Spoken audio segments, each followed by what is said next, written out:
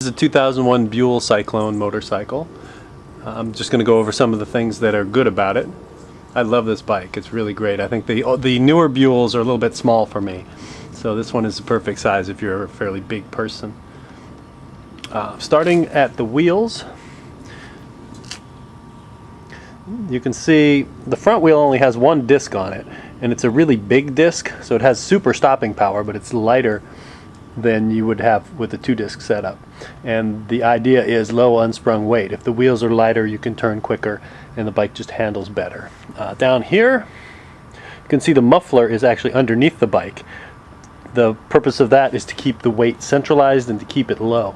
So even though it's a 450-pound bike, it feels nice and light, and it's really easy to turn from side to side because they've moved as much mass as they could to the center and also made it as low as possible. That muffler is a big part of that. Also, the Harley Sportster engine, it's a 1200cc Sportster engine, is fairly narrow on top as well. It's a little wide at the bottom, but it still makes for a fairly narrow feeling bike. The gas tank is 5 gallons, which is nice. It means you have a decent touring range on it. And on average, I get right around 40 miles per gallon with this one. This is the Cyclone model, so the handlebars are more upright than the sportier models were. In the year 1999, they added thunderstorm heads to the engine, and in the year 2000 they lightened up the flywheel in the engine to make it rev quicker. So if you're looking for a Buell Cyclone, you want to get one that's either 2000, 2001, or 2002 model to get maximum power from it. This is the right side of the bike. You can see this big gigantic thing up here. That's the air box. The reason it is such a gigantic thing is because in order to produce maximum power and to function at high revs, it needs a huge mass of still air to be able to do that. So that by having a big air box, and also you saw the muffler earlier, which is gigantic, that helps it make power and still meet emission standards and noise requirements. A lot of people take the big air box off and put on a wide open one. I like the big box. I think it's funny looking, and it's part of the personality of the bike, so I'm going to just run with it. And it works great too. Makes decent power. Makes 91 horsepower and 85 foot-pounds of torque stock. Here's another look at that big disc. You can see how much bigger that would be than a normal sized motorcycle dual disc system. So it's bigger, which means it has more surface area, stops the bike fantastically well, and it's also lighter in terms of rotating mass. On the back we've got belt drive, which means you never have to oil the chain. There is no chain, there's just this drive belt that you keep adjusted, and doesn't need adjusting too often. I'm not that crazy with the bike though. I'm not doing wheelies. Now, the one nice thing about the Sportster motor, which you can barely see in here, is that you never have to adjust the valves. It's got hydraulic lifters in it, which means you just ride it and change the oil, adjust the primary chain. You can see my primary chain adjusting video, which is separate from this one, if you want to know how to adjust your primary chain. It's super easy. You can see next to the muffler's on the left side, and on the right side, that's the rear shock absorber. So again, the concept of keeping the mass centralized and keeping it low, they've got the shock absorber down there, which is fully adjustable.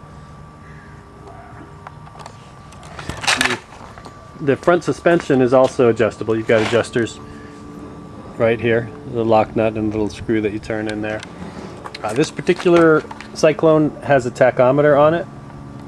They added, I believe in 2000 or 2001, they added the tachometer to it. Some of the earlier model Buells didn't have a tachometer. I think that's just plain wrong to build a motorcycle with a manual transmission that doesn't have a tachometer. The engine is rubber mounted, which means it vibrates a lot when you're sitting still, but when you're moving it's really smooth. Might be the smoothest bike I've got. Maybe this one and my Super Glide Harley are about the smoothest bikes I've ever ridden, but they both shake like crazy at idle. You can see one of the rubber mounts right here. Now these were a recall item. So at some point, I believe it was 1999, they got a bad batch of these rubber isolators, and it caused the engine to jump around and destroy themselves. So if you're buying one that's older than 1999, you want to make sure that it's had the the recall part installed, that it's got new rubber bushings there, or I should say motor mounts there. And the ones after 1999 supposedly have got even super stronger indestructible rubber motor mounts, so I'm hoping that these hang together. I am always watching though whenever I do maintenance on the bike to see if it looks like it's sagging. I'm about 6'1", 32-inch inseam, so this is what I look like on the bike. I can just barely get my feet flat on the ground with it. So it is a tall bike, and if you're a shorter guy, you want to make sure you're ready for that.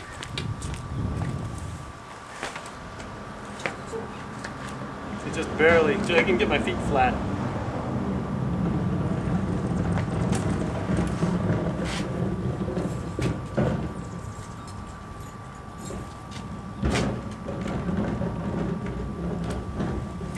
And it sounds like a Harley.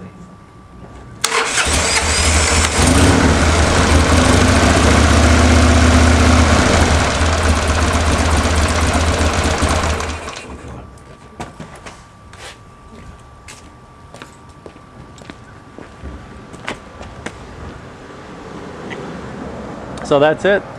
Sounds like a Harley, performs like a sport bike. It's really, really fun in the twisty road. It's kind of I would call it a sporting standard. You know, you're not going to out-accelerate people on the straights, but it is quite good in the twisties, and certainly fast enough for me, and comfortable enough to ride 100 miles in a day. Whereas if I was on a true sport bike, my neck would hurt, my wrists would hurt, my back would hurt. So it's perfect. If you're an old man, this is the old man's sport bike, and people are giving them away. This is the year 2010. I paid $2,800 for this one, and they're still right around in that price range. You couldn't even get a running Sportster for that much money anymore, but this, for some reason, people don't want these. I don't get it.